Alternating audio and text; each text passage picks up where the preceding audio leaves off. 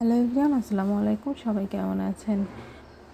অপেক্ষার অবসান ঘটিয়ে চলে এসেছে বেস্ট ফ্রেন্ড টু।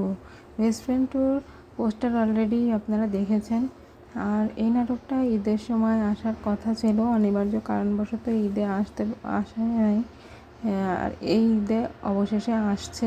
নাটকটি পরিচালনা করেছেন প্রবীর রায় চৌধুরী এবং নাটকটিতে অভিনয় করেছেন ফারহান আহমেদ জোহান এবং জনপ্রিয় অভিনেত্রী মেহজাবিন চৌধুরী। তাদের অনেক দিন পর একসাথে দেখতে যাচ্ছি। আর বেস্ট ফ্রেন্ড এবং বেস্ট ফ্রেন্ডের দুইটা সিকুয়েলের পরে এই বেস্ট ফ্রেন্ড টু আমরা পেতে চলেছি। আশা করা যাচ্ছে এই নাটকটি বেস্ট ফ্রেন্ড দুইটা নাটকের মতোই অনেক সুন্দর হবে। আর এতে মেহজাবিনকে কিন্তু অনেক সুন্দর লাগছে দেখতে।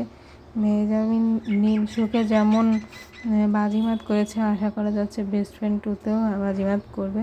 বেস্ট ফ্রেন্ড টু আপনারা দেখতে পাবেন সিএমডি ইউটিউব চ্যানেলটিতে। তাদের জন্য শুভকামনা থাকলো যেন মেহজাবিনের নীল সুখের মতোই বেস্ট ফ্রেন্ড টুও অনেক হিট হয়। আর মেহজাবিনের নতুন জীবনের জন্য শুভকামনা থাকলো, তাদের দাম্পত্য জীবন যেন অনেক সুখের হয়। আর তাদের দুজনকে একসাথে অনেক দিন পর দেখে কিন্তু অনেক খুশি লাগছে। তো স্ক্রিনে একসাথে দেখতে পাবো আবার দুজনকে একসাথে। ততদিন পর্যন্ত অপেক্ষা করতে হবে।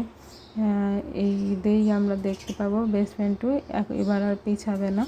তাদের জন্য আর তাদের পুরো টিমের জন্য শুভকামনা রইল।